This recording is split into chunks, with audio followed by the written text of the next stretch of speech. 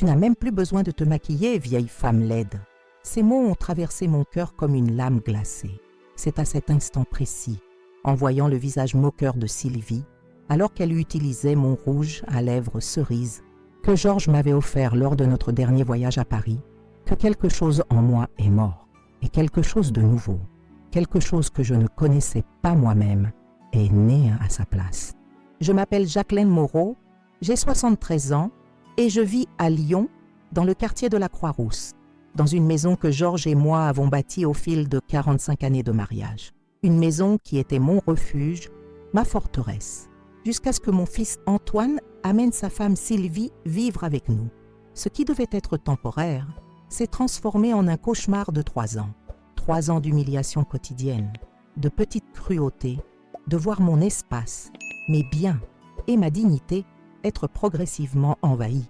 J'ai toujours été une femme forte. J'ai aidé Georges à construire notre boutique de parfums depuis rien, la transformant en l'une des plus respectées de Lyon. J'ai élevé 2 fils, Antoine et Olivier, leur donnant éducation, amour et valeur. Quand Georges est décédé après une longue maladie, j'ai affronté le deuil avec la dignité qu'il avait toujours admirée en moi. Je croyais avoir traversé la pire douleur qu'une personne puisse ressentir. Je me trompais. La douleur d'être trahi et méprisé par votre propre fils, de voir quelqu'un que vous avez porté dans votre ventre permettre à sa femme de traiter sa mère comme un fardeau, c'est une blessure qui ne cicatrise pas. Une blessure qui saigne un peu plus à chaque regard méprisant, à chaque soupir d'impatience, à chaque commentaire malveillant déguisé en préoccupation. Tout a commencé quand Antoine m'a appelé un après-midi pluvieux de dimanche. Sa voix était inquiète à l'autre bout du fil. « Maman, nous avons un sérieux problème. » Mon cœur de mère s'est immédiatement serré. « Que se passe-t-il, mon fils ? Le propriétaire de l'appartement a décidé de vendre et nous devons quitter les lieux dans 1 mois. Le marché immobilier est impossible. Les prix des loyers ont flambé et avec mon salaire, il n'a pas eu besoin de terminer. Je connaissais bien sa situation financière. Malgré sa formation d'ingénieur, Antoine n'avait jamais vraiment réussi à s'établir. Il y avait toujours un problème, un contretemps, une excuse. Au fil des ans, j'avais remarqué que mon fils n'avait pas hérité de la détermination de son père. Il préférait la voie facile, le raccourci. « Mon fils, pourquoi ne venez-vous pas vivre ici avec moi pendant un moment, jusqu'à ce que vous trouviez un autre endroit ?» Le soupir de soulagement à l'autre bout de la ligne était audible. « Tu es sûre, maman ? Je ne veux pas déranger. » Quel dérangement! Cette maison est trop grande pour moi toute seule. Ce sera bon d'avoir de la compagnie.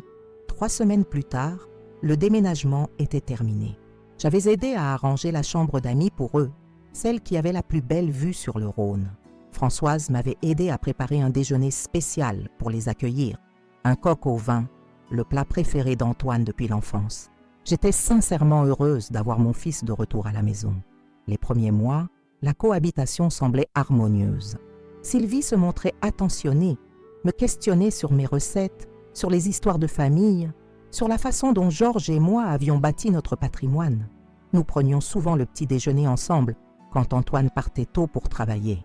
Elle m'aidait à arroser les fleurs du jardin et m'avait même convaincue d'essayer une nouvelle coupe de cheveux qui, je dois l'admettre, m'avait rajeunie. « Vous êtes une femme tellement élégante, Jacqueline, » me disait-elle tandis que nous feuilletions des magazines de mode. « Vous avez juste besoin de vous moderniser un peu. » Je souriais, reconnaissante de la compagnie. Après des années à prendre soin de Georges pendant sa maladie et à affronter le deuil seule, cette présence jeune dans la maison semblait une bénédiction. J'ai même commencé à penser que j'avais enfin établi une relation proche avec ma belle-fille, quelque chose que j'avais toujours souhaité. Les premiers changements ont été subtils. Si subtils qu'au début, je n'ai même pas remarqué que j'étais manipulée. Cela a commencé par de petites suggestions sur la décoration de la maison. « Jacqueline, ces cadres photos prennent beaucoup de place sur l'étagère. Et il y en a tellement. Nous pourrions en ranger certains et ne garder que les plus spéciaux, qu'en pensez-vous ?» Avant que je puisse dire quoi que ce soit, la moitié des photos de famille, y compris certaines précieuses de l'époque où Georges et moi étions jeunes, avaient été rangées dans des boîtes au grenier. À leur place, des objets décoratifs modernes que Sylvie avait apportés de leur ancien appartement. Puis, ce fut au tour de la cuisine. Mes casseroles en cuivre, qui m'accompagnaient depuis des décennies, furent déclarées démodées et dangereuses pour la santé. De nouveaux ustensiles en silicone coloré prirent leur place. Ma porcelaine de Limoges, cadeau de mariage de ma mère, fut placée dans le placard le plus haut, pour éviter qu'elle ne se casse avec l'usage quotidien. Un à un, mes choix ont été remis en question et remplacés. Le café que j'achetais depuis des années, trop fort, mauvais pour le cœur. La lessive que j'utilisais toujours, elle abîme trop les vêtements. Mes émissions de télévision, des trucs de vieille génération, Jacqueline. Vieille génération, âgée, démodée. Ces termes ont commencé à apparaître de plus en plus fréquemment dans les conversations, toujours de manière indirecte, toujours déguisés en préoccupation. Et Antoine, mon propre fils, restait silencieux, observant l'invasion progressive de mon espace et de mon autonomie sans dire un mot. Un jour, je suis revenue du marché et j'ai trouvé le salon complètement réorganisé. Le canapé où Georges et moi avions passé tant de soirées à converser, à planifier notre avenir, avait été remplacé par un modèle moderne, aux lignes droites et sans aucun confort.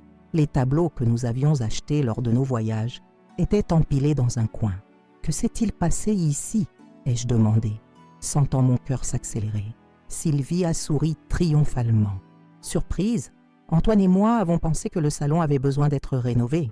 L'autre canapé était si vieux, si usé, celui-ci s'harmonise beaucoup mieux avec la maison. « Mais où est notre canapé ? Qu'en avez-vous fait ?» Son sourire a légèrement vacillé. Antoine l'a emmené dans un marché aux puces. Mais ne vous inquiétez pas, il en a tiré un bon prix. Cette nuit-là, j'ai pleuré seule dans ma chambre. Ce n'était pas seulement un canapé, c'était une partie de mon histoire avec Georges. C'était là où nous étions assis quand nous avons appris que nous allions avoir Antoine, où nous avons célébré lorsque la boutique a remporté son premier prix d'excellence, où Georges s'est reposé pendant ces derniers mois, regardant le coucher du soleil par la fenêtre. Et maintenant, il était perdu à jamais, vendu comme un objet sans valeur. J'ai essayé de parler à Antoine de cela. J'ai attendu qu'il rentre du travail et j'ai demandé à lui parler en privé. « Mon fils, je comprends que vous vouliez moderniser la maison, mais il y a des choses ici qui ont une valeur sentimentale pour moi. Ce canapé, ton père et moi. »« Maman » m'a-t-il interrompu avec un soupir impatient. Ce canapé tombait en morceaux. Il sentait même l'humidité. Nous voulons juste que tu vives dans un environnement plus sain et plus actuel. Mais c'était notre histoire, mon fils. C'était, maman, passé. Tu dois te détacher de ces vieilles choses, vivre dans le présent. Sylvie veut seulement aider. J'ai compris alors qu'il ne servait à rien d'argumenter. Mon fils avait déjà choisi son camp, et ce n'était pas le mien. J'ai ravalé mes larmes et me suis retiré dans ma chambre, le seul espace qui semblait encore m'appartenir. Mais même ce refuge n'a pas duré longtemps. Quelques mois plus tard, alors que j'étais à la consultation du docteur Blanc, mon cardiologue à Lyon, Sylvie a décidé de réorganiser mon armoire. À mon retour, la moitié de mes vêtements avait disparu. D'où venez-vous ? Avez-vous déjà ressenti cette sensation d'être invisible dans votre propre maison ? Avez-vous déjà vécu ce sentiment terrible d'être dépossédé de votre vie, morceau par morceau, jour après jour ? C'est ce que j'ai enduré pendant 3 longues années, jusqu'à ce jour fatidique où Sylvie a franchi la ligne rouge en utilisant mon rouge à lèvres le plus précieux et en prononçant ces mots qui ont tout changé. Mais comment en étions-nous arrivés là ? Comment les choses avaient-elles pu dégénérer à ce point ? Où sont mes robes et mes manteaux d'hiver ? ai-je demandé, le cœur battant devant mon armoire à moitié vide. « Oh Jacqueline, vous aviez tellement de choses que vous n'utilisez plus !» a répondu Sylvie avec ce sourire condescendant que j'avais appris à redouter. J'ai fait un tri pour les dons. J'ai gardé seulement l'essentiel, ce qui est encore en bon état. Parmi les vêtements donnés se trouvait la robe bleu marine que j'avais portée lors de mon dernier anniversaire avec Georges et le manteau de laine qu'il m'avait offert lorsque nous avions visité Annecy pour la première fois, avant même de décider d'ouvrir une succursale de notre boutique là-bas. Une fois de plus, des morceaux de mon histoire arrachés sans mon consentement. L'invasion ne s'arrêtait pas au physique. Bientôt, Sylvie a commencé à s'immiscer dans mes finances. Tout a commencé par des commentaires sur la façon dont je dépensais trop pour de petits luxes, une visite chez le coiffeur, un déjeuner avec Brigitte au restaurant Le Petit Canaille, un nouveau livre de mon auteur préféré. Vous devez mieux contrôler vos dépenses, Jacqueline. La pension ne dure pas éternellement, vous savez. Ce qu'elle ignorait commodément, c'était que la boutique de parfums me rapportait encore de bons dividendes. J'avais une situation financière confortable, construite au fil de décennies de travail acharné aux côtés de Georges. Je n'avais pas besoin de contrôler mes dépenses, comme elle l'insinuait. Mais le discours persistant a fait son effet sur Antoine. « Maman, je crois que Sylvie a raison. Tu dépenses sans nécessité. Pourquoi ne nous laisses-tu pas gérer tes comptes pendant un moment? Juste pour mieux organiser. » Au début, j'ai résisté. « Mon fils, j'ai toujours été celle qui gérait les finances de la famille, même quand ton père était vivant. Je sais très bien comment administrer mon argent. Mais c'est différent maintenant, maman. Tu vieillis. C'est normal d'être un peu confuse avec les chiffres. » Confuse? Moi qui avais géré une boutique de parfums pendant des décennies, qui négociait avec des fournisseurs et des acheteurs internationaux, qui surveillait chaque centime investi dans l'entreprise familiale. Cela m'a profondément offensée, mais son insistance était telle que j'ai fini par céder. Une erreur que je paierais cher. En quelques mois, je me suis rendu compte que je n'avais plus libre accès à mes propres comptes. Je devais demander à Antoine quand je voulais faire un achat au-dessus d'une somme dérisoire. « C'est pour ton bien, maman », disait-il. Pendant ce temps, Sylvie apparaissait avec de nouveaux vêtements, des sacs de marque, se faisait faire des traitements coûteux au salon élégance près de la place des terreaux. Tout avec mon argent, bien entendu. Françoise, ma fidèle pharmacienne, voyait tout avec des yeux indignés. Un jour, alors que nous préparions une tisane ensemble, l'une des rares activités qu'on me permettait encore dans ma propre cuisine, elle n'a pas pu se contenir. « Jacqueline, pardonnez mon intrusion, mais vous ne pouvez pas continuer ainsi. Cette femme prend le contrôle de tout, même de vos comptes, et votre fils le permet. Ce n'est pas normal. » J'ai soupiré, sentant le poids de la vérité dans ses paroles. « Je sais, Françoise, mais que puis-je faire? C'est mon fils. » « C'est votre fils, oui, Jacqueline, mais vous êtes sa mère, pas une enfant qui a besoin d'être sous tutelle. Vous avez construit tout ceci. » Elle a fait un geste autour, indiquant la maison. « Avec un travail acharné, vous ne pouvez pas permettre qu'on vous l'enlève. » Cette nuit-là, allongée dans mon lit, j'ai beaucoup réfléchi aux paroles de Françoise. Elle avait raison.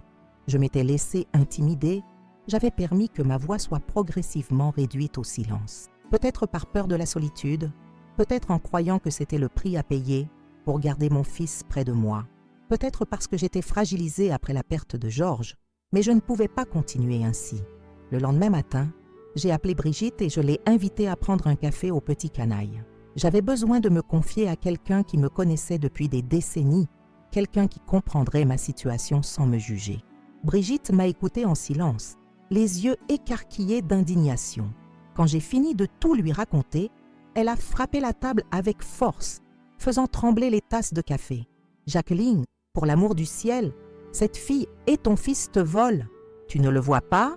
Ils te traitent comme une vieille sénile, alors que tu as toujours été la personne la plus lucide que je connaisse. Et ils utilisent ton argent comme s'il était à eux. Je sais, Brigitte, je commence à m'en rendre compte, mais je ne sais pas comment inverser la situation sans provoquer une rupture avec mon fils. Et tu crois que ce fils se comporte comme un fils? Quel genre de fils laisse sa propre mère être irrespectée ainsi dans sa maison? Quel genre de fils laisse sa femme vendre les affaires de sa mère sans permission? Quel genre de fils prend le contrôle de l'argent de sa mère comme si elle était incapable? Ces paroles étaient dures, mais vraies. J'ai avalé ma salive, sentant un mélange de tristesse et d'indignation grandir en moi. Que dois-je faire, Brigitte? Par la maître Colette Renaud. C'est la meilleure avocate en droit familial que je connaisse. Elle te guidera sur la façon de protéger ton patrimoine et de reprendre le contrôle de ta vie. Et c'est ce que j'ai fait. Le même après-midi, j'ai pris rendez-vous avec maître Renaud. Elle m'a écouté avec une attention professionnelle et une indignation personnelle. « Madame Moreau, ce qui se passe est grave. Votre fils et votre belle-fille pratiquent ce que nous appelons un abus patrimonial et psychologique envers les personnes âgées. C'est un délit, saviez-vous? Nous allons prendre des mesures immédiates pour vous protéger, vous et vos biens. » Sous sa direction, j'ai discrètement commencé à rassembler des documents, à enregistrer les abus, à préparer un dossier pour reprendre le contrôle de ma vie. Je ne voulais pas de confrontation, pas de scandale. Je voulais juste récupérer ma dignité, mon espace, mon autonomie. Pendant que ce processus avançait en coulisses, les abus à la maison continuaient. Et le pire était à venir. Quelque chose qui frapperait au plus profond de mon âme et provoquerait une réaction dont je ne me savais pas capable. La situation à la maison empirait chaque jour, même alors que je cherchais silencieusement à reprendre le contrôle de ma vie avec l'aide de Maître Renaud. Sylvie avait transformé mon foyer en son territoire, modifiant tout selon son goût, et Antoine semblait complètement indifférent à ma souffrance, comme s'il avait choisi de ne voir que ce qui lui convenait.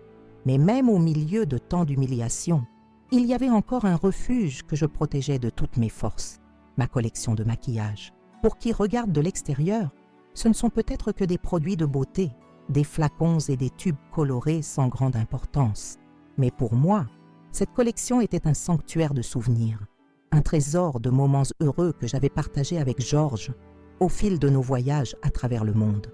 Chaque pièce gardait une histoire spéciale. Chaque article me connectait à l'homme que j'avais aimé pendant plus de 4 décennies.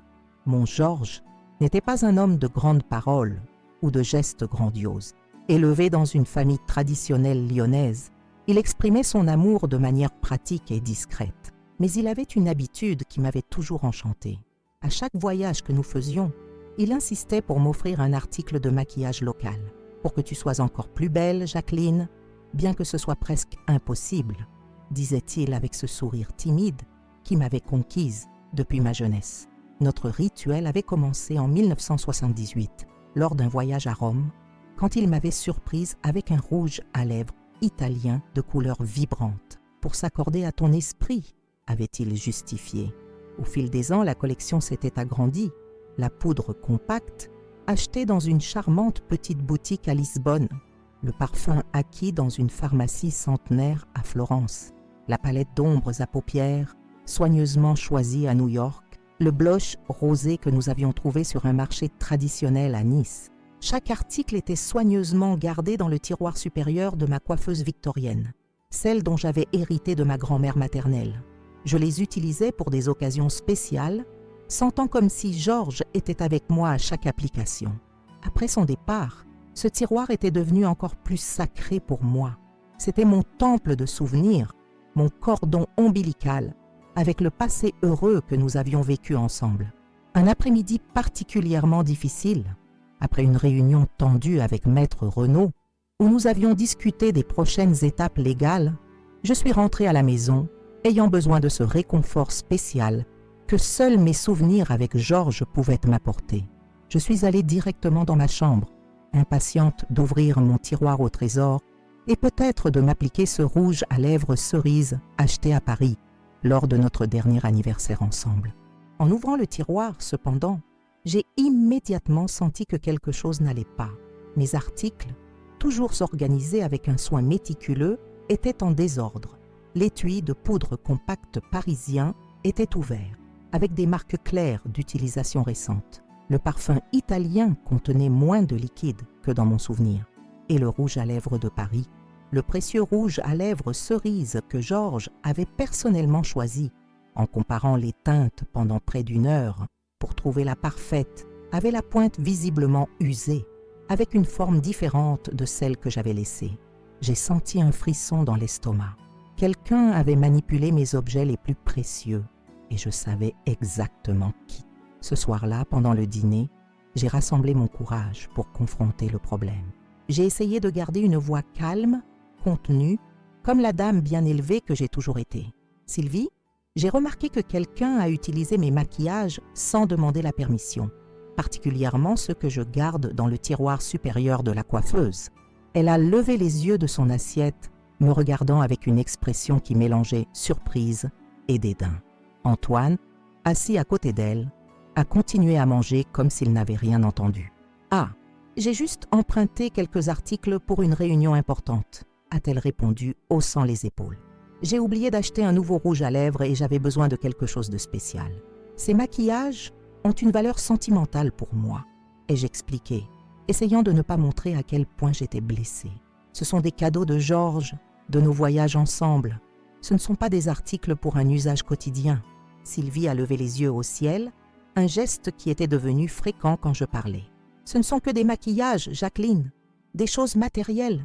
Vous ne les utilisez même pas fréquemment.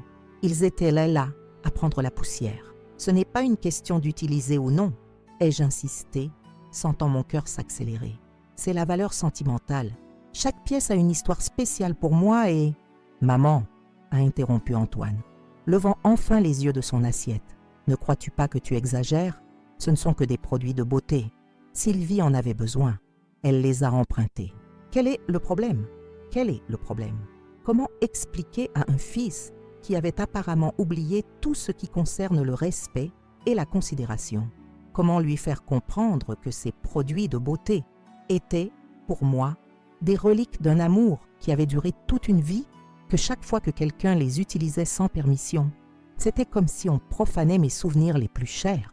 Le problème, Antoine, c'est que ce sont mes affaires personnelles. Elles ont une valeur sentimentale et personne n'a demandé ma permission pour les utiliser. Tu deviens obsédé par ces vieilleries, a-t-il répondu, sur un ton qui suggérait qu'il parlait à une enfant obstinée, pas à sa mère. Tu dois apprendre à partager et à lâcher prise. Lâcher prise, comme si c'était si simple. Comme si je pouvais simplement me débarrasser de mes souvenirs, de mes sentiments, de mon histoire, avec la même facilité qu'il s'était débarrassé du canapé où Georges avait passé ses derniers jours. J'ai ravalé la réponse que je voulais donner et me suis retiré de table, incapable de continuer ce repas comme si rien ne s'était passé. Cette nuit-là, j'ai pleuré en serrant contre moi le rouge à lèvres cerise, demandant pardon à Georges de ne pas avoir su protéger les souvenirs que nous avions construits ensemble. Le lendemain, j'ai pris une décision. J'ai acheté une petite boîte avec serrure dans une boutique d'artisanat près de la place des terreaux et j'y ai transféré mes maquillages spéciaux. J'ai gardé la boîte au fond de mon armoire, entre des cartons de vieux souvenirs, là où je pensais que personne ne prendrait la peine de chercher. Une cachette triste, mais nécessaire dans ma propre maison. Pendant quelques semaines, cette solution a semblé fonctionner. Mes trésors étaient en sécurité, loin des mains invasives de Sylvie.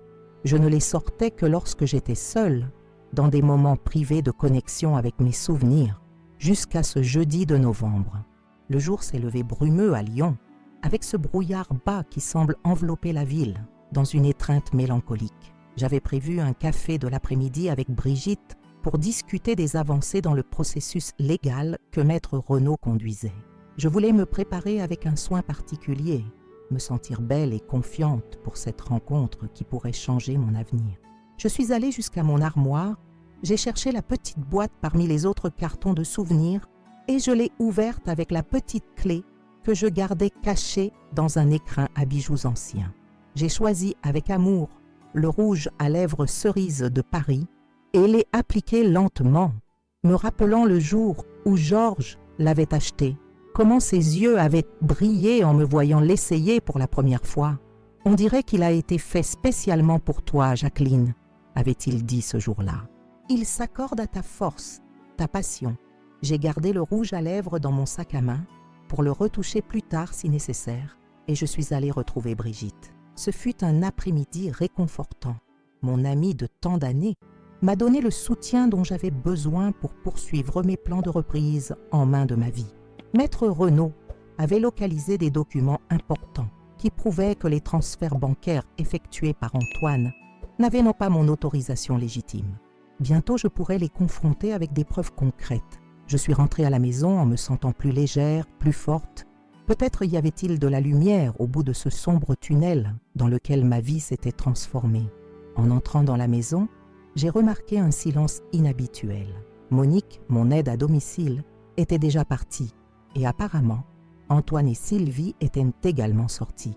J'ai mentalement remercié pour ce moment de paix et je suis allée dans ma chambre, impatiente de ranger mon précieux rouge à lèvres en sécurité dans sa boîte. C'est alors que j'ai senti que quelque chose n'allait pas. Très mal. La porte de l'armoire était entr'ouverte, les cartons de souvenirs en désordre. Mon cœur s'est accéléré. J'ai cherché frénétiquement la petite boîte à serrure parmi les autres cartons. Elle n'était pas là. J'ai vérifié toute l'armoire, déplaçant des vêtements, ouvrant des tiroirs, de plus en plus désespéré. Puis je l'ai entendu. Un rire provenant de la chambre d'amis où Antoine et Sylvie dormaient. Un rire féminin, suivi de voix étouffées. J'ai marché lentement jusqu'à là, le cœur battant dans ma poitrine. un bourdonnement étrange dans mes oreilles.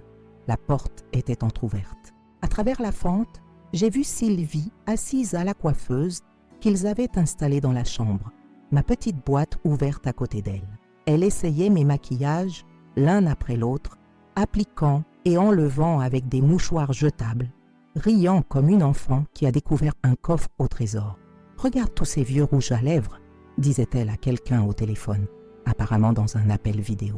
La vieille garde ça comme si c'était de l'or. « Il y en a qui doivent avoir plus de 20 ans, tu peux y croire ?» J'ai poussé la porte, incapable de me contenir davantage. Sylvie s'est retournée, surprise, le téléphone encore à la main, le rouge à lèvres pêche que Georges avait acheté à Bordeaux à mi-chemin de ses lèvres. « Jacqueline, vous m'avez fait peur.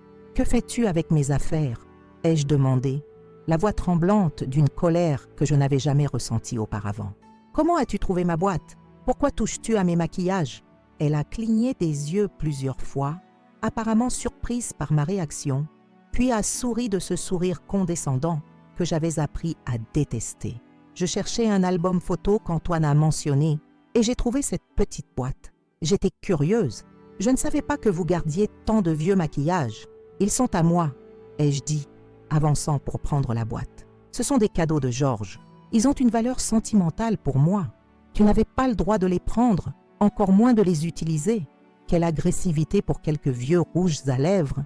Elle a levé les yeux au ciel pour l'ami à l'écran du téléphone, comme si elle avait affaire à une personne irrationnelle. Vous devriez me remercier de donner une utilité à ces choses. Ils sont probablement tous périmés.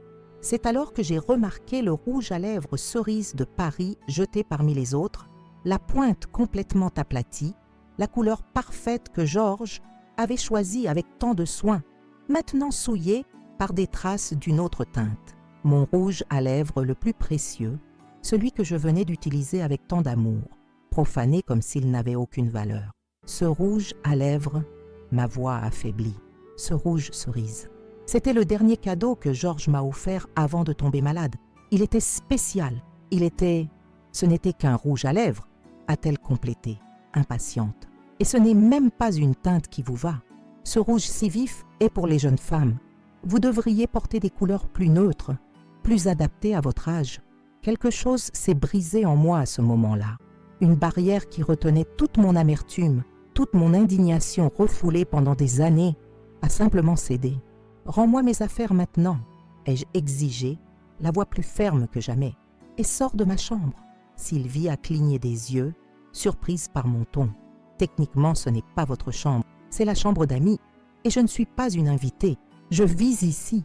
Quant au maquillage, je vous l'ai dit, j'essayais juste. Ce n'est pas comme si vous les utilisiez. Je l'utilise aujourd'hui, ai-je répondu, pointant mes lèvres. Et je les utiliserai quand je voudrai, parce qu'ils sont à moi. Mes souvenirs, mon histoire avec mon mari. Elle m'a regardé un moment, puis a souri de cette façon cruelle qui révélait sa vraie nature. Elle a pris le rouge à lèvres cerise, celui que je chérissais le plus, et l'a appliqué grossièrement sur ses lèvres, me regardant avec défi. « Tu vois, il me va bien mieux qu'à toi. Sur toi, ça paraît ridicule. » C'est à ce moment précis qu'elle a prononcé les mots qui ont tout changé, les mots qui se sont gravés dans mon esprit et m'ont amené à faire quelque chose que je n'aurais jamais imaginé être capable de faire. Me regardant à travers le miroir, les lèvres fraîchement peintes avec mon rouge à lèvres le plus précieux, le dernier cadeau de Georges, Sylvie a souri de ce sourire cruel et a dit « Tu n'as même plus besoin de te maquiller, vieille femme laide. » Le monde s'est arrêté un instant. Quelque chose en moi s'est brisé irrémédiablement, tandis que quelque chose de nouveau, quelque chose d'inconnu, prenait sa place. Il ne s'agissait plus seulement de maquillage, il s'agissait de respect, de dignité, du droit d'être traité comme un être humain à part entière dans ma propre maison, avec mes propres souvenirs et mes propres choix. À ce moment, regardant le visage moqueur de ma belle-fille, utilisant le rouge à lèvres qui gardait les derniers souvenirs heureux avec mon mari, j'ai pris une décision qui changerait le cours de notre cohabitation pour toujours. « Tu as raison, Sylvie », ai-je dit, étonnamment calme. Peut-être que je n'ai vraiment plus besoin de ces maquillages. Peut-être qu'il est temps de les laisser partir, mais à ma façon. J'ai pris ma boîte et suis sortie de la chambre, la laissant confuse par ma réaction étonnamment sereine. Elle ne savait pas que, à cet instant, la vieille Jacqueline Moreau, la dame bien élevée et accommodante qui acceptait les manques de respect avec un sourire résigné, était morte. À sa place, naissait une femme déterminée à récupérer sa dignité, son espace et sa voix, quel qu'en soit le prix. Et le prix serait plus élevé que ce que n'importe lequel d'entre nous aurait pu imaginer. Cette nuit-là fut la plus longue de ma vie. Assise au bord du lit, avec la boîte de maquillage sur les genoux, j'observais la bruine qui tombait sur Lyon, les lumières de la ville scintillant à travers la brume comme de petits phares dans une mer d'obscurité. Les paroles de Sylvie résonnaient dans mon esprit comme une cloche fêlée. « Tu n'as même plus besoin de te maquiller, vieille femme laide. Vieille femme laide. » 3 mots qui portaient le poids de années d'irrespect, de petite cruauté, d'invasion. 3 mots qui révélaient comment elle me voyait vraiment. Pas comme la mère de l'homme qu'elle aimait, pas comme la propriétaire de la maison qui l'avait accueillie, pas comme une femme avec une histoire et une valeur, seulement comme une vieille femme laide, un obstacle, un inconvénient qu'elle devait tolérer pour avoir accès au confort et à l'argent que je fournissais. J'ai ouvert la petite boîte et pris le rouge à lèvres cerises, maintenant ruiné par l'usage négligent de Sylvie. L'étui doré brillait encore sous la lumière de la lampe, mais le contenu était méconnaissable, mélangé à une autre teinte, la pointe élégamment sculptée, maintenant aplatie et déformée. Je me suis souvenu de Georges dans la boutique à Paris, essayant différentes teintes sur le dos de sa main, déterminé à trouver le rouge parfait. Celui-ci, avait-il finalement dit, les yeux brillants de satisfaction. Celui-ci est digne de ma Jacqueline. Une larme a roulé sur mon visage, tandis que je refermais soigneusement l'étui. Georges m'avait toujours vu, m'avait toujours valorisé en tant que femme, en tant que partenaire, en tant qu'égale. Jamais il n'aurait permis que quelqu'un me traite comme Sylvie et Antoine me traitaient. S'il avait été vivant, il aurait mis fin à cette situation bien avant. Mais Georges n'était plus là. C'était à moi d'agir. J'ai posé la petite boîte sur la table de nuit et je suis allé jusqu'à la fenêtre. La propriété que Georges et moi avions construite avec tant d'amour s'étendait devant moi, maintenant partiellement méconnaissable après les changements imposés par Sylvie. Le jardin que j'avais cultivé pendant des décennies, rempli de roses, mes préférées, avait été remplacé par un aménagement plus moderne, avec des pierres décoratives et des plantes géométriques qui semblaient artificielles. Les rideaux en dentelle française qui filtraient la lumière du matin avec une lueur dorée avaient été remplacés par des stores automatiques gris. La maison de style traditionnel que Georges et moi aimions tant était lentement transformée en une version générique de manoir contemporain qui aurait pu se trouver n'importe où. Combien de fois avais-je ravalé mon indignation? Combien de fois m'étais-je tue pour maintenir la paix? Combien de fois avais-je permis que ma voix soit réduite au silence, que mon espace soit envahi, que mes souvenirs soient écartés comme non pertinents? Assez, ai-je murmuré à la vitre de la fenêtre, voyant mon reflet vieilli me rendre mon regard. Assez d'être traitée comme un fardeau, assez d'être une visiteuse dans ma propre maison. J'ai entendu des rires provenant du salon. Antoine et Sylvie avaient invité quelques amis pour un dîner improvisé, dans ma maison, avec ma nourriture, probablement en payant avec mon argent. Ils ne s'étaient même pas donné la peine de m'inviter à participer. Ils riaient probablement tous d'une plaisanterie sur la belle-mère dépassée, la vieille entêtée, qui refusait d'accepter les changements. C'est à ce moment que l'idée a surgi dans mon esprit, cristalline comme la première brise de l'aube. Le lendemain, sous prétexte d'aller au marché, je me suis rendue au centre de Lyon. Ma première destination était la pharmacie des Canuts, où Françoise, la propriétaire, me connaissait depuis des années. Françoise est l'une de ces femmes qui semblent tout savoir sur tout le monde, mais qui gardent une discrétion absolue, qualité rare dans les petites villes. « Jacqueline, quel plaisir de vous voir !» m'a-t-elle saluée, ajustant ses lunettes à monture violette. « Comment allez-vous ? Cela fait un moment que je ne vous ai pas vu par ici. »« J'ai été occupée, Françoise. » ai-je répondu avec un sourire poli. « Mon fils et sa femme vivent avec moi. Vous savez comment c'est. La maison est toujours animée. »« Ah oui, j'ai entendu parler de ça, » a-t-elle commenté, son ton neutre, mais ses yeux révélant qu'elle en savait plus qu'elle n'en disait. « En quoi puis-je vous aider aujourd'hui ?» J'ai hésité un moment, réfléchissant à ce que j'étais sur le point de faire. C'était si différent de moi, si contraire à tout ce que Georges et moi valorisions. Respect, honnêteté, dignité. Mais alors, je me suis souvenu des paroles de Sylvie, du mépris dans son regard, de la façon dont elle et mon fils m'avaient dépouillé de tout. Mon espace, mes choix, ma voix. J'ai besoin de quelque chose de spécifique, Françoise, mais c'est un peu inhabituel. Ai-je commencé, baissant la voix. Et j'ai besoin de votre discrétion absolue. Ses yeux ont brillé de curiosité. Bien sûr, Jacqueline, vous savez que vous pouvez me faire confiance. Je me suis penchée sur le comptoir et j'ai expliqué exactement ce que je voulais. Françoise m'a écoutée sans interrompre, les sourcils se levant progressivement de surprise. « Jacqueline, a-t-elle dit quand j'ai terminé, êtes-vous sûre de cela? Ce n'est pas exactement conventionnel. J'en suis sûre, Françoise. C'est juste une petite leçon, rien qui cause des dommages permanents. J'ai juste besoin de récupérer le respect dans ma propre maison. » Elle m'a étudié un moment, puis a lentement hoché la tête. « Je comprends. Parfois, nous avons besoin de mesures inhabituelles pour des situations inhabituelles. Mais je dois vous avertir que je ne peux pas garantir les résultats exacts. Chaque peau réagit différemment. Je comprends les risques, ai-je répondu, ressentant une détermination que je n'avais pas éprouvée depuis des années, et je suis prête à les assumer. 30 minutes plus tard, je suis sortie de la pharmacie avec un petit flacon discrètement rangé dans mon sac.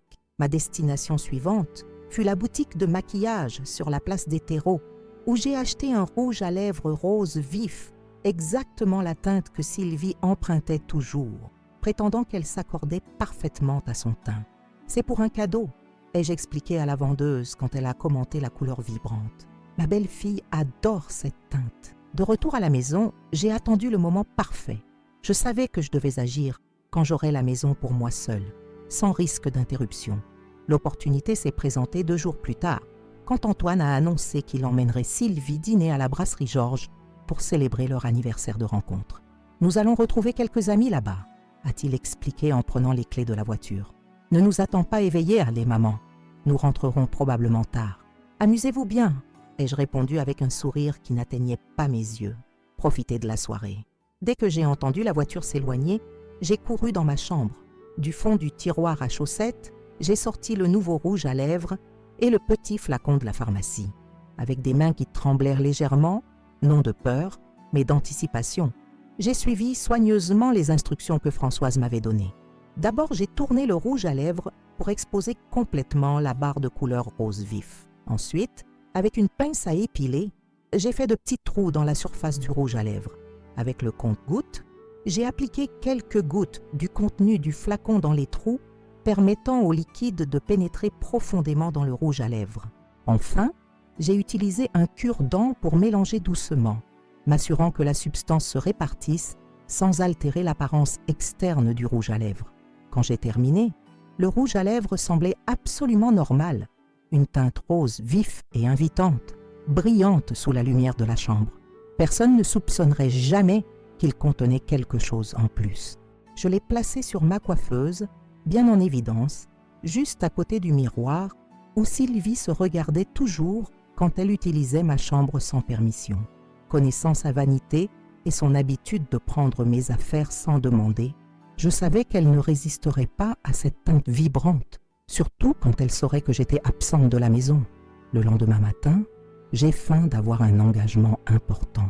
« Je vais retrouver Brigitte pour un petit déjeuner en ville », ai-je annoncé pendant le petit déjeuner. « Ensuite, nous ferons peut-être quelques achats. Ne m'attendez pas pour le déjeuner. »« Vous allez vous faire belle juste pour prendre un café avec Brigitte ?» a demandé Sylvie, avec ce ton faussement doux qu'elle utilisait quand elle voulait me provoquer. « On dirait que vous avez un rendez-vous. » J'ai ignoré la provocation. J'aime me présenter correctement, quelle que soit l'occasion. Ma mère disait toujours que le respect de soi commence par l'apparence. J'ai senti ses yeux se fixer momentanément sur mes lèvres, remarquant le rouge à lèvres rose vif que j'avais appliqué. Pas celui que j'avais préparé, mais un ancien très similaire que je gardais. C'était l'appât parfait. « Jolie cette teinte », a-t-elle commenté, une lueur de convoitise dans les yeux. « C'est nouveau ?»« Pas vraiment », ai-je répondu vaguement. Il était rangé depuis un certain temps. J'ai fini mon café, suis retournée dans ma chambre pour prendre mon sac et délibérément, j'ai laissé le rouge à lèvres préparé, bien en évidence sur la coiffeuse. Puis je suis sortie, non pas pour retrouver Brigitte, mais pour m'asseoir dans un café proche d'où je pouvais observer l'entrée de ma maison attendant. 3 heures plus tard, je suis rentrée à la maison silencieusement, utilisant la clé de la porte arrière qui donnait sur la cuisine. Monique, la dame qui m'aidait avec le ménage 3 fois par semaine, était là, préparant le déjeuner. « Madame Moreau, vous êtes rentrée tôt !» J'ai changé d'avis concernant les achats, ai-je expliqué. Brigitte ne se sentait pas très bien. Où sont Antoine et Sylvie? Monsieur Antoine est sorti régler quelque chose à la banque. Madame Sylvie est en haut, en train de se préparer. Elle a dit qu'elle avait un événement caritatif plus tard. Un événement caritatif? Parfait. Elle serait certainement en train de soigner son maquillage, voulant impressionner la haute société lyonnaise. Et connaissant Sylvie, elle ne résisterait pas à utiliser ce qu'elle trouverait de mieux, surtout si c'était à moi. Je suis montée à l'étage silencieusement et me suis arrêtée dans le couloir qui menait aux chambres. La porte de ma chambre était entr'ouverte, bien sûr qu'elle l'était. Sylvie n'avait jamais respecté mes limites. De là où je me trouvais, je pouvais la voir assise à ma coiffeuse, essayant mes bijoux, appliquant mes maquillages. J'ai attendu, retenant mon souffle. Elle a ouvert des tiroirs, remué des flacons, testé des couleurs sur le dos de sa main. Puis ses yeux se sont posés sur le rouge à lèvres roses vif que j'avais stratégiquement placé. Comme je l'avais prévu, elle l'a pris, l'a examiné avec intérêt et sans hésiter, se l'est appliqué généreusement sur les lèvres. 1, 2, 3 couches, assurant une couverture complète. Elle s'est admirée dans le miroir, visiblement satisfaite du résultat. La teinte lui allait effectivement bien, vibrante, jeune, accrocheuse. Exactement le genre de couleur qu'elle disait toujours que j'étais trop vieille pour porter. J'ai attendu quelques minutes de plus, puis je suis entrée dans la chambre comme si je venais d'arriver. « Sylvie, je ne savais pas que tu étais là !» me suis-je exclamée, feignant la surprise de la voir assise à ma coiffeuse. Elle s'est retournée, sursautant, le rouge à lèvres encore dans la main. Pendant un moment, j'ai vu de la culpabilité dans ses yeux. Après tout, elle était clairement en train de manipuler mes affaires sans permission une fois de plus, mais cela a rapidement fait place à l'arrogance habituelle. J'empruntais juste un rouge à lèvres pour l'événement de l'association caritative, a-t-elle expliqué, comme s'il était parfaitement normal d'envahir ma chambre et d'utiliser mes affaires. « Je vois que tu as choisi le rose », ai-je commenté avec désinvolture, accrochant mon sac. « Il te va bien ». Elle a semblé surprise par ma réaction calme, mais s'est rapidement reprise. « Oui, c'est une jolie teinte, bien que peut-être un peu trop jeune pour vous. Voilà, la pique habituelle sur mon âge. Cette fois, cependant, cela ne m'a pas dérangée. J'avais d'autres projets. Tu as probablement raison, ai-je acquiescé avec un sourire. Certaines couleurs conviennent vraiment mieux à la jeunesse. » Déroutée par mon accord inhabituel, elle a rangé le rouge à lèvres dans son propre sac, sans même se donner la peine de demander ou de remercier, et est sortie de la chambre pour finir de se préparer. Je me suis assise au bord du lit, le cœur battant, un mélange d'anxiété et d'anticipation me consumant. Ce que j'avais fait était techniquement inoffensif. Françoise m'avait assuré que la substance ne causerait pas de dommages permanents.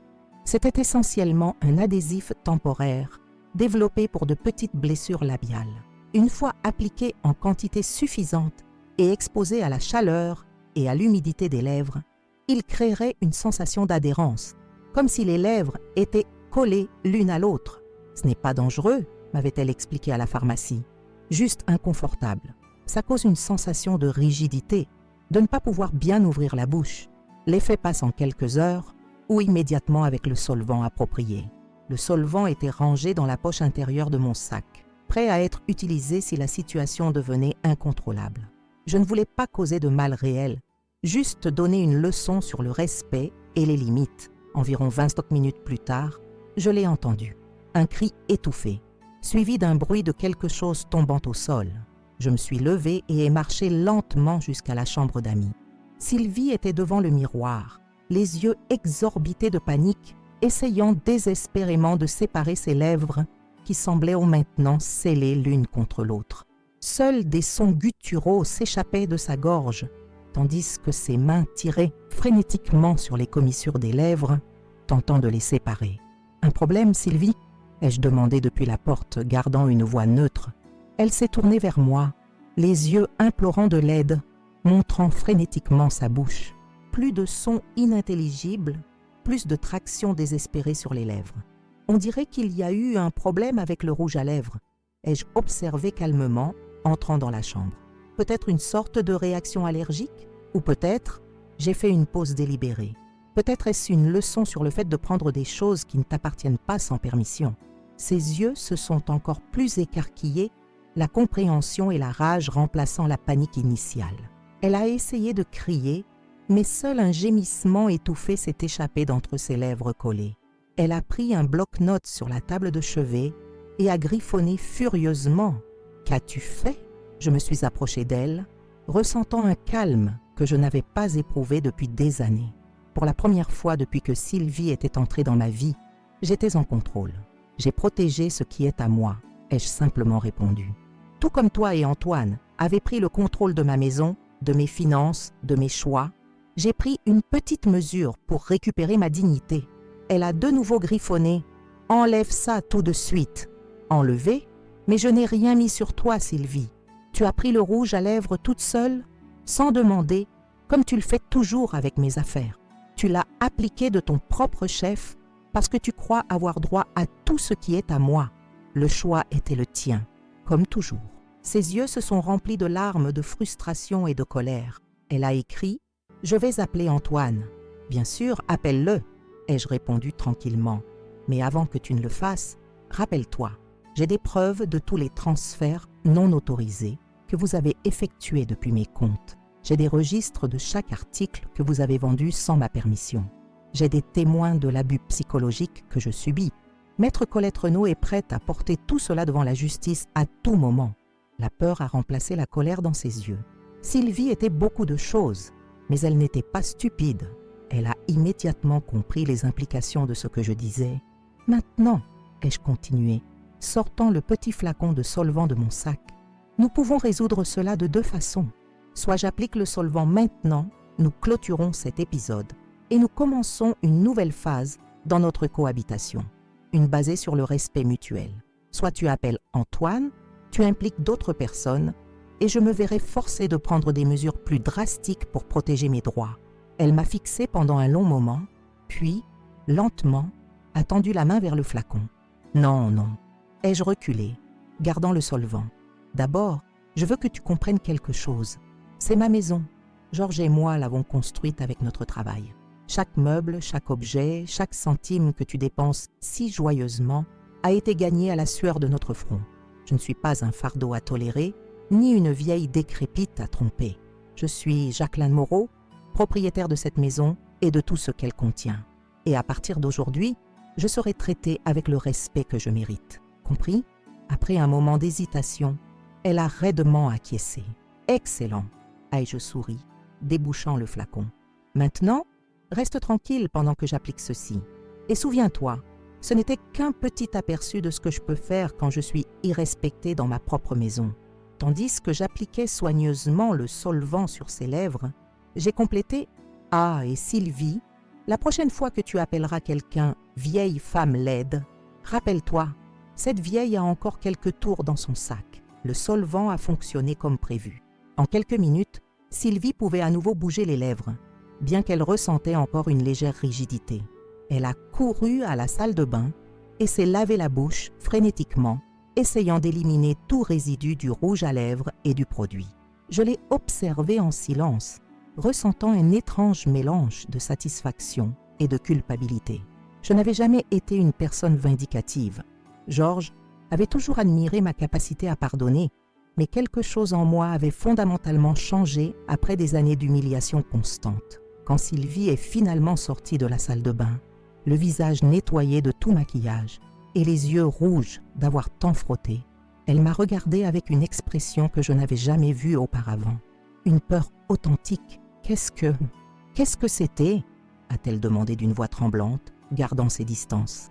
Juste une substance temporaire, ai-je répondu calmement, développée pour de petites procédures esthétiques, totalement inoffensives, tant qu'elle est utilisée correctement.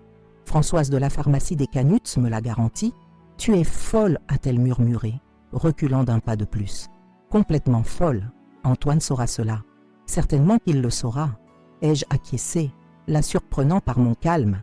En fait, je veux qu'il le sache, pas seulement à propos du rouge à lèvres, mais de tout. De la façon dont vous deux m'avez traité ces dernières années, des transferts bancaires non autorisés, des objets de famille vendus sans mon consentement, des insultes quotidiennes, des commentaires désobligeants, de l'érosion constante de ma dignité. Elle a visiblement pâli. Je ne sais pas de quoi tu parles. Je crois que si, Sylvie. Et j'ai des preuves de tout. Maître Colette Renaud a un dossier complet prêt à être présenté aux autorités, si nécessaire. À ce moment-là, nous avons entendu la porte d'entrée s'ouvrir. Antoine était rentré. Sylvie a dévalé les escaliers, encore sous le choc. J'ai entendu des voix altérées dans le salon. Et peu après, des pas lourds montant l'escalier. Mon fils est apparu à la porte de la chambre, le visage tordu en un mélange d'incrédulité et de colère. « Maman, quelle est cette histoire? Sylvie dit que tu as empoisonné un rouge à lèvres pour coller ses lèvres. C'est de la folie. » Je suis restée ferme, le regardant directement. « Je n'ai empoisonné rien du tout, Antoine. J'ai appliqué une substance temporaire sur un rouge à lèvres, mon rouge à lèvres d'ailleurs, que ta femme a pris sans permission, comme elle le fait toujours. Une substance qui cause de l'inconfort, pas du mal. Et oui, c'était intentionnel. C'était ma façon de montrer que j'en ai assez d'être irrespectée dans ma propre maison. Tu ne peux pas faire ça. C'est de l'agression. C'est criminel. Criminel, ai-je répété, sentant une vague d'indignation monter en moi. Parlons de criminalité alors. Que dire des transferts que tu as effectués depuis mes comptes sans mon autorisation légitime? Ou des objets de famille que vous avez vendus sans mon consentement? Ou de l'abus psychologique systématique que je subis depuis des années? Antoine a pâli, mais s'est vite repris. De quoi parles-tu? Nous prenons soin de toi. Nous gérons tes finances parce que tu ne peux plus le faire. Nous avons modernisé la maison parce qu'elle tombait en ruine. Et c'est comme ça que tu remercies? Vous prenez soin de moi? Ma voix s'est élevée involontairement. C'est ce que vous appelez prendre soin? Prendre mes décisions sans consulter? Vendre mes affaires sans permission? M'appeler vieille, décrépite, démodée? Maman, tu exagères. Personne ne t'a appelé ainsi. Non, ai-je répondu, essayant de contrôler l'émotion dans ma voix. Ta femme m'a traité de vieille femme laide hier même, alors qu'elle utilisait sans permission un rouge à lèvres que ton père m'avait offert lors de notre dernier voyage. Un rouge à lèvres qui avait une valeur sentimentale inestimable pour moi. Sylvie est apparue derrière Antoine, ses yeux étincelants de rage. C'est pour ça? Pour un vieux rouge à lèvres? Tu as failli me tuer à cause d'un rouge à lèvres? Ne sois pas mélodramatique, Sylvie. Tu n'étais pas en train de mourir. Tu expérimentais juste un peu de l'inconfort que tu m'as causé pendant des années. Et non, ce n'est pas pour le rouge à lèvres. C'est à propos de respect, de dignité, du droit d'être traité comme un être humain complet dans ma propre maison. À ce moment-là, Monique est apparue dans le couloir, attirée par la discussion. « Tout va bien ici, Madame Moreau ?» a-t-elle demandé inquiète. « Oui, Monique », ai-je répondu sans quitter des yeux Antoine et Sylvie. « Nous avons juste une conversation familiale très nécessaire. Voulez-vous que j'appelle quelqu'un ?» a-t-elle insisté, percevant clairement la tension dans l'air. J'ai hésité un moment, puis j'ai pris une décision. « Oui, s'il vous plaît, appelez Olivier. Dites-lui que j'ai besoin de lui ici le plus rapidement possible. Et après, si vous le pouvez, appelez Maître Colette Renaud. Le numéro est dans mon agenda sur la table de la cuisine. »« Maman !» a protesté Antoine. « Pourquoi impliques-tu Olivier dans tout ça? Et qui est cette Colette? Olivier est ton frère et il a autant le droit que toi de savoir ce qui se passe dans la maison familiale. Et Maître Renaud est mon avocate. » « Une avocate? Depuis quand as-tu une avocate? » Depuis que je me suis rendu compte que j'avais besoin d'une protection légale contre mon propre fils, ai-je répondu avec tristesse. Maintenant, je suggère que nous nous asseyions dans le salon et que nous attendions. Nous avons beaucoup à discuter et je préfère le faire une seule fois avec tout le monde présent. Les heures suivantes furent surréalistes. Nous nous sommes assis dans le salon, moi dans un fauteuil, Antoine et Sylvie sur le canapé moderne qu'ils avaient acheté sans ma permission. Personne ne parlait. Le silence était lourd, chargé d'accusations non dites et de ressentiments accumulés. De temps en temps, Sylvie passait la main sur ses lèvres, comme pour vérifier si elle pouvait encore les bouger. Antoine alternait entre des regards furieux et des expressions de confusion. Olivier est arrivé en premier, conduisant précipitamment depuis Marseille dès qu'il a reçu le message de Monique. Mon fils cadet a toujours été plus semblable à Georges, calme, observateur, fiable. Il est entré dans le salon comme une bouffée d'air frais, bien que son expression témoignât de son inquiétude. « Maman, que s'est-il passé ?» Monique a dit que c'était urgent. Avant que je puisse répondre, Sylvie s'est avancée. « Ta mère est devenue folle. Elle a mis une sorte de colle dans un rouge à lèvres pour coller mes lèvres. » Olivier a cligné des yeux, confus, regardant de Sylvie à moi. « Quoi ? C'est une longue histoire, ai-je soupiré, et je préfère la raconter une seule fois, quand Maître Renaud sera arrivé. Nous n'avons pas eu à attendre longtemps. 15 minutes plus tard, la sonnette a de nouveau retenti. Monique a conduit Maître Colette Renaud jusqu'au salon. Grande, les cheveux grisonnants coupés en un carré élégant et les yeux perspicaces, elle est entrée portant une mallette noire. « Bonjour à tous » a-t-elle salué professionnellement. « Madame Moreau, je suis venue dès que j'ai reçu le message. Ce sont vos fils, je présume. »« Oui, voici Olivier, mon fils cadet. Et voici Antoine, avec sa femme Sylvie. » L'avocate a hoché la tête à chacun, ses yeux s'attardant sur Antoine et Sylvie avec une expression qui ne cachait pas complètement sa désapprobation. Elle connaissait déjà trop de détails de l'affaire. « Bien, nous sommes tous réunis ici, » ai-je déclaré, me sentant étrangement calme. Il est temps de mettre toutes les cartes sur table. Dans les 40 minutes qui ont suivi, j'ai tout raconté. Depuis le moment où j'ai invité Antoine et Sylvie à vivre avec moi jusqu'à l'incident du rouge à lèvres. J'ai parlé des changements dans la maison effectués sans ma permission, des objets vendus, des comptes bancaires accaparés, des insultes quotidiennes. J'ai expliqué comment j'avais progressivement perdu ma voix et mon espace dans ma propre maison. Madame Moreau m'a contacté il y a environ 2 mois, a complété Maître Renaud lorsque j'ai terminé. Depuis, nous avons systématiquement documenté divers abus. Nous avons des preuves de transferts bancaires non autorisés totalisant plus de 150 000 €. Nous avons des reçus de vente d'articles de famille, y compris des antiquités d'une valeur considérable. Nous avons des témoignages de voisins et d'amis sur le traitement que Madame Moreau a subi. Olivier était visiblement horrifié. « Antoine, est-ce vrai? Toi et Sylvie avez fait tout cela à notre mère ?» Mon fils aîné paraissait soudain plus petit, recroquevillé sur le canapé, évitant le regard de son frère. Ce n'est pas comme ça semble être. Nous l'aidions juste à organiser les choses. Maman se confondait avec l'âge. Elle avait besoin de supervision. Se confondait? Olivier a explosé. Notre mère a géré seule la boutique de parfums pendant des années, après que papa soit tombé malade. Elle a toujours été la plus organisée de la famille. Depuis quand a-t-elle besoin de supervision pour gérer son propre argent? Sylvie a tenté d'intervenir. Vous ne comprenez pas. Elle dépensait sans contrôle, achetait des choses inutiles, gardait des objets vieux et insalubres dans la maison. Comme le canapé où papa a passé ces derniers jours, a rétorqué Olivier, les yeux brillants d'indignation. Ou les maquillages qu'il lui avait offerts. C'était insalubre. La discussion a rapidement escaladé. Olivier, généralement si maîtrisé, semblait sur le point de bondir sur son frère. Antoine alternait entre défensif et agressif. Sylvie pleurait, prétendant être victime d'une conspiration familiale. C'est Maître Renaud qui a finalement imposé l'ordre. Assez! Sa voix autoritaire a tranché l'atmosphère du salon. Ce genre de discussion ne mène nulle part. Nous sommes ici pour résoudre la situation, pas pour l'aggraver. Tout le monde s'est tu, surpris par l'énergie de cette femme d'âge moyen. « Madame Moreau, » a-t-elle poursuivi plus doucement, « vous avez plusieurs options légales.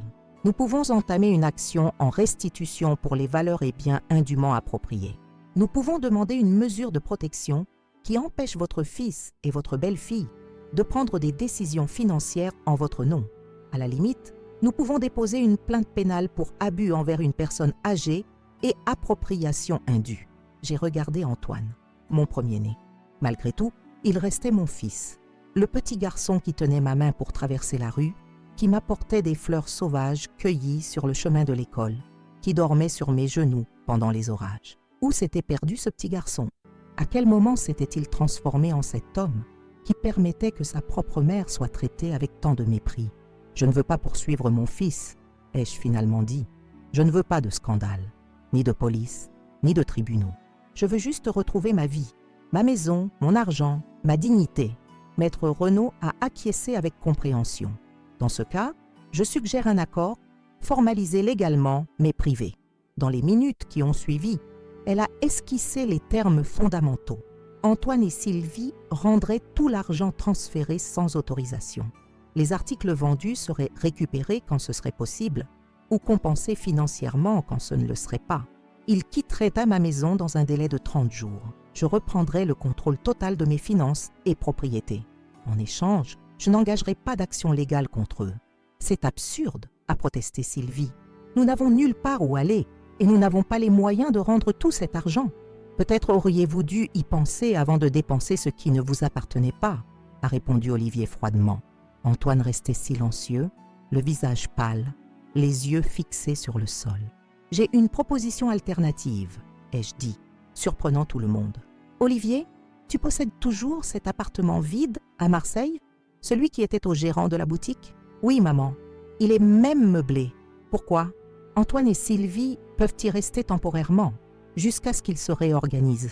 Quant à l'argent, ils peuvent le rembourser en mensualité, sans intérêt. Je ne veux pas ruiner la vie de mon fils. Je veux juste la justice et le respect. Maître Renaud m'a regardé avec admiration. Êtes-vous sûre, Madame Moreau? Il serait parfaitement compréhensible et légal d'exiger une restitution immédiate. J'en suis sûre, ai-je répondu fermement. Je suis mère avant tout. Je veux que mon fils apprenne la leçon, pas qu'il soit détruit par elle. Sylvie semblait sur le point de protester à nouveau, mais Antoine a finalement levé les yeux. À ma surprise, ils étaient humides. Maman, sa voix était rauque. Je suis vraiment désolée. Je ne me suis pas rendu compte. Je n'ai pas voulu voir ce qui se passait. J'ai laissé les choses aller trop loin. Antoine! Sylvie l'a regardé horrifiée. Tu ne peux pas être d'accord avec ça. Elle a failli m'empoisonner. Elle ne t'a pas empoisonné, Sylvie, a-t-il répondu avec une fermeté qu'il n'avait pas montrée depuis longtemps. Et nous sommes allés trop loin, bien au-delà des limites. C'est sa maison, son argent, sa vie. Ce que nous avons fait, il a secoué la tête, comme s'il réalisait seulement maintenant la gravité de la situation. Ce que nous avons fait était mal, et nous avons de la chance qu'elle nous offre une sortie digne. Le reste de cet après-midi a été consacré à formaliser l'accord. Maître Renaud a rédigé un document détaillant tous les termes que nous avons tous signés. Sylvie à contre-cœur, après s'être rendu compte qu'elle n'avait pas le choix. Olivier servirait de garant et superviserait le respect de l'accord. Lorsque tout était signé et que Maître Renaud était parti, Olivier a suggéré qu'Antoine et Sylvie commencent à faire leurs bagages immédiatement. Il les aiderait à s'installer à Marseille dès le lendemain. Plus vite nous commencerons cette transition, mieux ce sera pour tous, a-t-il dit pragmatiquement. J'ai acquiescé et les trois sont montés pour organiser le déménagement, me laissant seule dans le salon. Le silence qui a suivi était différent de n'importe quel autre que j'avais connu ces dernières années. Il n'était pas chargé de tension ou de peur. C'était un silence de possibilités, de nouveaux commencements. J'ai marché jusqu'à la fenêtre et observé le jardin qui serait bientôt à nouveau le mien. Les roses avaient été arrachées, mais je pourrais en planter de nouvelles. Les rideaux pourraient être remplacés. Le canapé que nous aimions était perdu, mais de nouveaux meubles pourraient être choisis, par moi cette fois. Une semaine plus tard, la maison était à nouveau vide, excepté moi et Monique. Antoine et Sylvie étaient partis pour Marseille, où Olivier les aiderait à recommencer. Maître Renaud avait récupéré une bonne partie de l'argent et négociait le rachat de certains objets vendus. Dans ma chambre, j'ai ouvert la petite boîte contenant les maquillages qui restaient de ma collection spéciale. Certains articles étaient perdus à jamais, y compris le précieux rouge à lèvres cerise de Paris. Mais d'autres avaient survécu, chacun portant un souvenir précieux, un morceau de l'histoire que Georges et moi avions construite ensemble. J'ai pris le flacon de parfum italien, celui que nous avions utilisé lors de notre dernier voyage à Milan. J'ai appliqué une goutte sur mon poignet et fermé les yeux, laissant le parfum me transporter dans ces rues étroites et romantiques, vers le sourire timide de Georges, vers la sensation de sa main dans la mienne, tandis que nous explorions la ville. « Nous avons réussi, Georges », ai-je murmuré à la chambre vide. J'ai récupéré notre maison, notre dignité. Cette nuit-là, j'ai dormi profondément pour la première fois depuis des années. Il n'y avait plus le poids de l'oppression, de la peur constante de perdre un autre morceau de ma vie, de mon histoire. Il n'y avait que la paix et la certitude qu'à 73 ans, j'avais enfin retrouvé ma voie. 3 mois ont passé. La maison redevenait progressivement la mienne. De nouvelles roses fleurissaient dans le jardin. Les rideaux en dentelle française étaient revenus aux fenêtres. Un nouveau canapé choisi par moi occupait la place d'honneur dans le salon. Un dimanche ensoleillé, j'ai reçu une visite inattendue. Antoine était à la porte seul, tenant un petit paquet enveloppé dans du papier cadeau. « Maman » a-t-il dit, visiblement nerveux. « Puis-je entrer » J'ai hésité un moment, puis j'ai fait un pas de côté. « Bien sûr, mon fils. » Nous nous sommes assis sur la terrasse, où le soleil de l'après-midi créait des motifs dorés sur le sol en bois. Pendant quelques minutes, aucun de nous n'a parlé. Il y avait tant à dire, et en même temps, les mots semblaient inadéquats. « Comment t'adaptes-tu à Marseille » ai-je finalement demandé. « Bien » a-t-il répondu, regardant ses propres mains. « Olivier m'a offert un poste dans l'administration de la boutique. J'apprends beaucoup. » Et Sylvie, il a profondément soupiré. Nous nous séparons. Après tout ce qui s'est passé, nous nous sommes rendus compte que nous voulons des choses différentes de la vie. J'ai acquiescé en silence. D'une certaine façon, je n'étais pas surprise. Je t'ai apporté quelque chose, a-t-il continué, tendant le petit paquet. Ce n'est pas grand-chose, mais j'espère que cela signifiera quelque chose. J'ai ouvert le paquet soigneusement. À l'intérieur se trouvait un étui doré familier, le rouge à lèvres cerise de Paris. Comment ? Ma voix a failli. J'ai contacté la boutique à Paris, a-t-il expliqué. J'ai envoyé des photos de l'ancien étui. Ils avaient toujours le même modèle, bien que la couleur ait été discontinuée. Mais ils avaient une dernière unité gardée en réserve. Le dernier rouge à lèvres cerise de la collection que papa a acheté pour toi. Des larmes ont coulé sur mon visage, tandis que je tenais le petit étui doré. Ce n'était pas exactement le même rouge à lèvres que Georges avait choisi avec tant de soin, mais c'était ce qui s'en rapprochait le plus.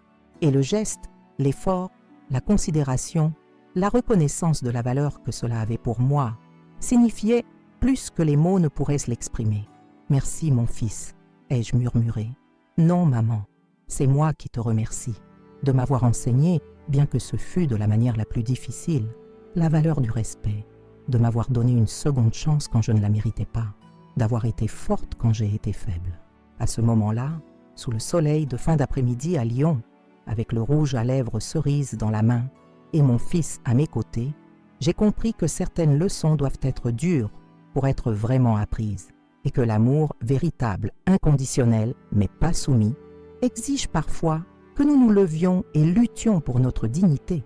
Moi, Jacqueline Moreau, à 73 ans, j'avais enfin trouvé ma voie et personne ne la ferait plus jamais taire.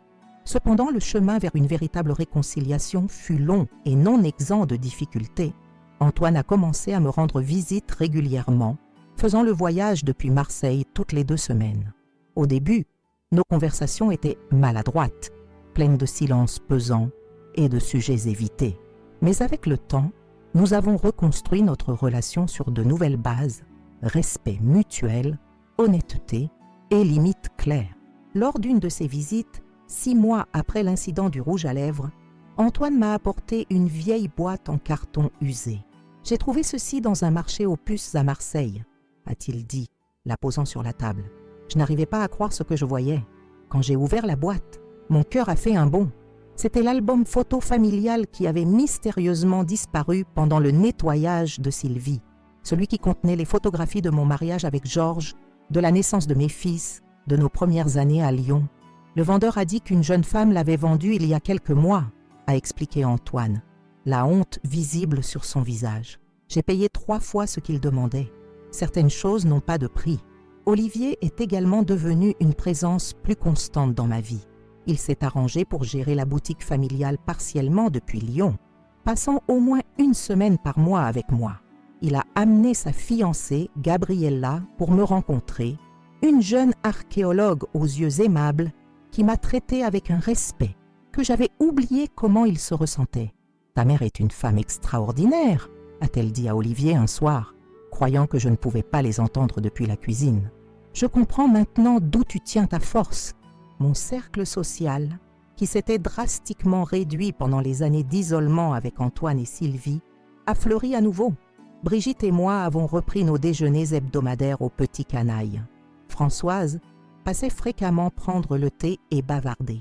Je me suis même inscrite à un groupe de lecture à la bibliothèque locale où j'ai rencontré d'autres femmes de mon âge avec des histoires similaires. C'est surprenant combien d'entre nous ont vécu des situations semblables, a commenté Béatrice, une veuve de 78 ans, lors d'une de nos réunions. Et combien sont restées silencieuses par peur ou par honte, ou par amour mal compris, a ajouté Josette, soins-disant. Nous croyons devoir tout supporter par amour pour nos enfants. Le véritable amour implique le respect, ai-je répondu, me surprenant moi-même par la fermeté de ma voix. Sans cela, ce n'est pas de l'amour, c'est de la soumission. Mon histoire, qui avait commencé comme un acte désespéré d'autodéfense, s'est progressivement transformée en quelque chose de plus grand. Maître Renaud m'a invité à donner une conférence dans un séminaire sur les droits des personnes âgées. Avec une peur initiale mais une détermination croissante, j'ai partagé mon expérience devant un public d'avocats, de travailleurs sociaux et de personnes âgées. Je n'aurais jamais pensé qu'à 73 ans, je serais debout ici, vous racontant comment j'ai mis de l'adhésif dans un rouge à lèvres pour donner une leçon à ma belle-fille, ai-je commencé, provoquant un mélange de rires nerveux et de regards surpris.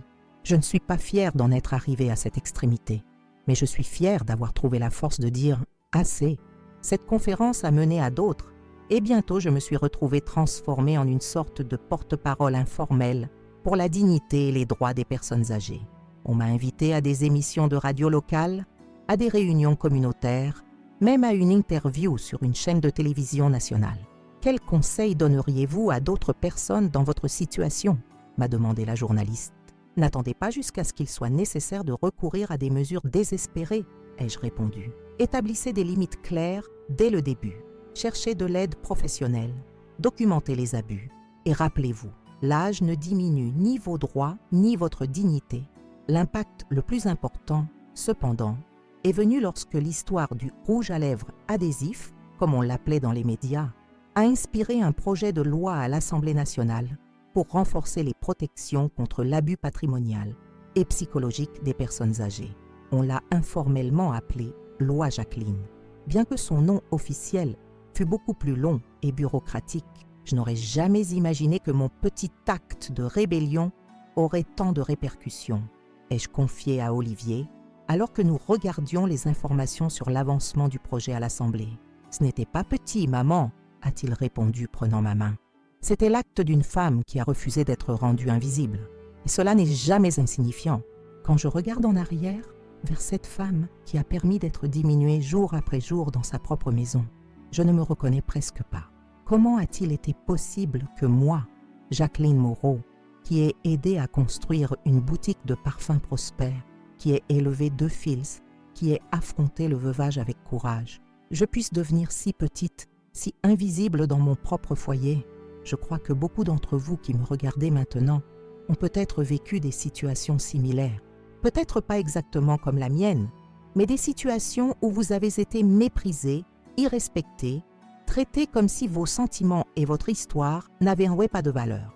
Des situations où vous avez perdu votre voix un peu chaque jour, jusqu'à ce qu'un jour vous vous rendiez compte que vous ne pouviez plus vous faire entendre.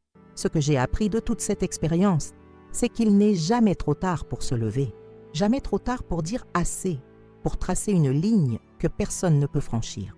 L'âge ne diminue pas notre droit au respect. Nos rides ne réduisent pas notre dignité. Nos souvenirs ne sont pas moins précieux, parce qu'ils appartiennent au passé. Quand j'ai mis cette substance dans le rouge à lèvres, ce n'était pas par vengeance mesquine. C'était un acte de désespoir de quelqu'un qui avait déjà essayé toutes les voies de conventionnel pour être entendu. C'était mon cri silencieux contre des années de petite cruauté, d'invasion, d'effacement. Un cri qui a finalement fait que tous autour de moi s'arrêtent pour écouter ce que j'avais à dire. Je ne suis pas fière d'en être arrivée à ce point. J'aurais aimé qu'Antoine et Sylvie m'écoutent avant, qu'ils voient au-delà de la vieille qu'ils croyaient que j'étais, qu'ils respectent mon histoire et mes choix. Mais la vie suit rarement le chemin que nous souhaitons. Aujourd'hui, ma relation avec Antoine est en reconstruction. C'est un processus lent, délicat, rempli de conversations difficiles et de reconnaissance d'Owellis douloureuse. Mais c'est un processus honnête. Pour la première fois depuis des années, mon fils me voit vraiment, pas comme un fardeau, pas comme un obstacle, mais comme une femme complète, avec une histoire, une valeur, une voix. Olivier continue d'être mon port d'attache, mon allié. Son intervention a été cruciale pour résoudre cette situation si douloureuse. Parfois, nous avons besoin de quelqu'un de l'extérieur pour nous aider à voir ce qui est juste devant nos yeux, pour nous donner le courage d'agir quand la peur nous paralyse. Maître Colette Renaud reste mon avocate et est devenue une amie chère. Nous dînons ensemble une fois par mois au Petit Canaille, où nous partageons des histoires et des rires. Elle m'a appris que connaître nos droits est la première étape pour garantir qu'ils soient respectés. Monique, ma fidèle aide ménagère, reste avec moi, prenant soin de la maison et préparant ce coq au vin que seule elle sait faire. C'est elle qui m'a aidé à replanter les roses dans le jardin, une par une, jusqu'à ce que la couleur vibrante que nous aimions tant colore à nouveau les parterres. Quant à Sylvie, j'ai appris qu'elle était retournée à Paris après la séparation. Je ne lui garde pas rancune, malgré tout. Peut-être qu'un jour elle comprendra que le respect n'est pas quelque chose qui se concède uniquement aux jeunes, aux puissants, à ceux qui ont encore une utilité aux yeux de la société. Le respect est un droit fondamental de tout être humain, indépendamment de l'âge ou de la condition. Ma maison est redevenue mon foyer. Les murs ne résonnent plus de paroles cruelles ou de rires méprisants. Les pièces abritent à nouveau mes choix, mes goûts, mes souvenirs. Le canapé où Georges et moi avons passé tant de soirées n'a pas pu être récupéré, mais j'en ai acheté un nouveau qui, bien que différent, m'apporte confort et paix. Et ma collection de maquillage, je la reconstruis lentement. Elle ne sera pas identique à l'original. Certaines pièces sont perdues à jamais, mais chaque nouvelle addition porte sa propre histoire, sa propre beauté. Et le rouge à lèvres cerise qu'Antoine a retrouvé pour moi occupe la place d'honneur sur la coiffeuse victorienne dont j'ai hérité de ma grand-mère. Si vous avez suivi mon histoire jusqu'ici, je vous en suis profondément reconnaissante. Ce n'était pas facile de revivre ces moments, d'ouvrir mon cœur et de partager cette expérience si douloureuse. Chaque mot prononcé, chaque souvenir revisité a exigé courage et vulnérabilité. Mais je l'ai fait parce que je crois que nos histoires ont du pouvoir. Pouvoir de connecter, d'enseigner, de transformer. Si cette histoire vous a touché d'une façon ou d'une autre, je vous invite à vous abonner à notre chaîne Souvenirs de grand-mère. Nous avons beaucoup d'autres histoires de vie à partager, beaucoup de leçons apprises au fil des décennies qui peuvent aider des personnes de tous âges. Laissez un j'aime à cette vidéo et surtout, partagez dans les commentaires votre propre expérience. Avez-vous vécu quelque chose de similaire? Comment l'avez-vous géré? Quels conseils donneriez-vous à quelqu'un qui fait face à des manques de respect et des abus? Vos commentaires sont essentiels pour moi. Je lis chacun d'eux avec attention et affection. C'est à travers ce dialogue que nous construisons une communauté de soutien et de compréhension. C'est à travers vos mots que je sais que je ne parle pas dans le vide, que mes expériences résonnent et aident peut-être quelqu'un qui traverse ce que j'ai traversé. Je voudrais également vous demander si cela est dans vos moyens, de contribuer à notre initiative. Merci. C'est une forme de don qui nous aide à couvrir les frais de la chaîne et nous permet de continuer à apporter de nouvelles vidéos quotidiennement. Ce soutien financier est essentiel pour maintenir la qualité de notre travail, pour investir dans de meilleurs équipements, pour atteindre plus de personnes avec nos histoires. Chaque contribution, aussi modeste soit-elle, fait une énorme différence dans notre travail. Je confesse que lorsque j'ai commencé à enregistrer ces vidéos, je n'imaginais pas l'impact qu'elles auraient. Je n'étais qu'une dame de 73 ans partageant ses expériences dans l'espoir qu'elles puissent aider quelqu'un. Aujourd'hui, je vois que nous formons une famille, une communauté de personnes qui se soutiennent, qui se comprennent, qui grandissent ensemble à travers les histoires partagées. Dans la prochaine vidéo, je raconterai une autre expérience importante de ma vie. Une histoire de dépassement qui, j'espère, apportera espoir et force à ceux qui traversent des moments difficiles. Alors n'oubliez pas d'activer la cloche pour être notifié quand la vidéo sera publiée. De Lyon pour le monde francophone, moi, Jacqueline Moreau, je vous remercie de votre compagnie et de votre attention. À la prochaine vidéo et rappelez-vous, votre histoire compte, votre voix mérite d'être entendue et il n'est jamais trop tard pour recommencer.